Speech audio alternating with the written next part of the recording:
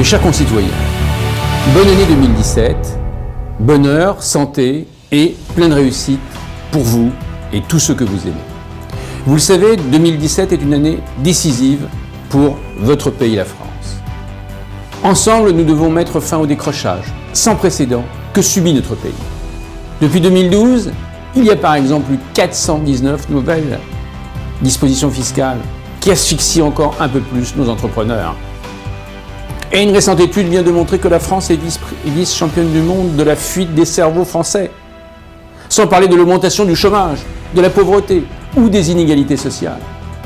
C'est pourquoi les Français attendent désormais du parler vrai et des réformes fortes. L'année de victoire de François Fillon aux élections primaires contre le système politico-médiatique montre d'ailleurs que les Français veulent rester un peuple libre.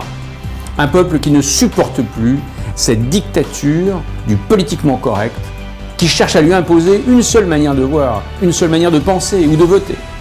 Un peuple qui ne veut plus d'enfumage électoraliste et qui a compris qu'il n'y a pas de promesse durable sans financement durable. C'est ce combat pour le redressement de la France que je vais continuer de mener, particulièrement dans les prochains mois. Suite aux résultats concrets obtenus sur le terrain, que ce soit en matière d'éducation ou d'économie, la Commission nationale des investitures des Républicains m'a en effet désigné à l'unanimité pour être votre candidat aux prochaines élections législatives de juin. Avec vous, je veux d'abord me battre pour l'emploi. Souvenez-vous, le PS promettait de réenchanter le rêve français. Mais 5 ans plus tard, c'est le cauchemar français. Avec 6,5 millions de chômeurs toutes catégories, la France subit le pire plan social de son histoire. Rien qu'à Trappes, il y a 1000 chômeurs supplémentaires. C'est du jamais vu. Avec 100 milliards d'impôts nouveaux, le matraquage fiscal socialiste a en effet cassé notre croissance, alors qu'elle repart partout, ailleurs. C'est pourquoi il est urgent d'agir sur la création de richesses. Surtout pas proposer de nouvelles redistributions, alors que les caisses sont totalement vides.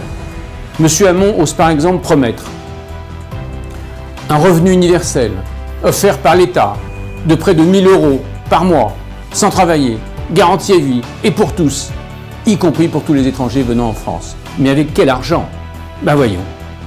Beaucoup d'entre vous ont été choqués par cette mesure totalement irresponsable, qui créerait un appel d'air à l'immigration incontrôlée et renforcerait l'assistanat. C'est une folie financière qui serait la plus grande casse de notre système de protection sociale depuis la Seconde Guerre mondiale. En réalité, l'objectif de M. Hamon, c'est un vieux combat marxiste, d'arrière-garde. Il veut s'attaquer à la valeur entreprise, son ennemi, et couper le lien entre travail et revenu. Alors on continue avec cet enfumage électoraliste, ou bien on dit enfin la vérité aux Français.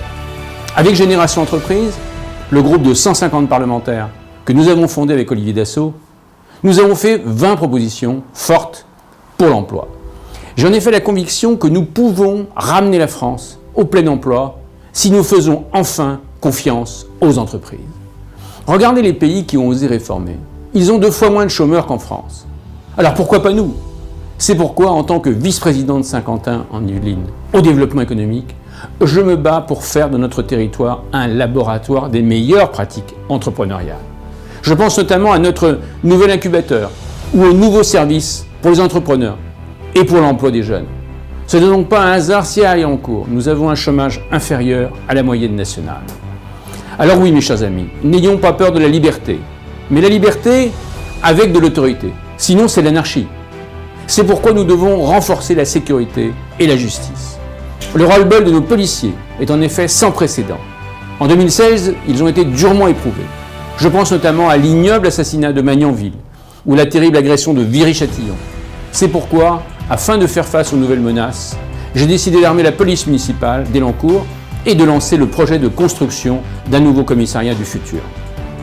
Nos policiers ont aussi besoin d'un soutien fort, surtout pas d'une incitation à la haine, comme on l'a vu avec l'affiche scandaleuse de la CGT. Ils veulent surtout qu'on arrête cette culture de l'excuse, encouragée par Madame Taubira, qui voit les criminels comme de simples victimes. Arrêtons ce laxisme et n'ayons pas peur des mots. Un voyou, ce n'est pas un mineur qui se cherche, c'est un délinquant. Un djihadiste, ce n'est pas un déséquilibré, c'est un terroriste. Face au communautarisme qui divise la nation française, Il faut aussi faire preuve de la fermeté la plus totale. Il ne faut surtout pas être dans le déni de la réalité, comme l'a récemment fait M. Hamon, en niant le recul du droit des femmes dans certains quartiers. Son propre suppléant vient même de dénoncer son attitude communautariste et l'application de la fameuse stratégie Terra Nova, qui cherche à renouveler l'électorat socialiste avec le communautarisme pour se faire élire. Moi, au contraire, je vous propose de rétablir l'autorité de l'État et de nous rassembler derrière nos valeurs républicaines. La sécurité doit être partout, pour tous, avec une justice plus rapide et plus ferme. Enfin, je veux me battre pour la famille et la réussite de nos enfants. Ces derniers ont été profondément déstabilisés par la théorie du genre et la coûteuse et inefficace réforme des rythmes scolaires. Plutôt que ces mesures idéologiques, fumeuses, je me bats en tant que maire pour créer une nouvelle pédagogie en France qui intègre mieux tout le monde, y compris les personnes en situation de handicap, qui améliore le plaisir d'apprendre des élèves et le plaisir d'enseigner des profs et les résultats scolaires de tous nos enfants.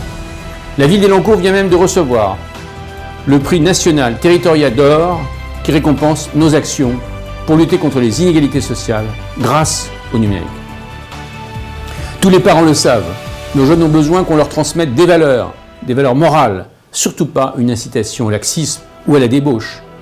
Ensemble, soyons donc des bâtisseurs, surtout pas des démolisseurs qui s'attaquent à tous les repères traditionnels de notre société, comme la famille, la propriété, le travail. Mes chers concitoyens, oui, nous pouvons redresser la situation. Oui, nous pouvons retrouver le plein emploi et faire de la France la première puissance en Europe. Alors soyons fiers d'être Français, fiers de notre histoire, de notre culture, de nos traditions, de notre drapeau et de tous les talents qui font réussir notre si beau pays, la France. Je vous remercie.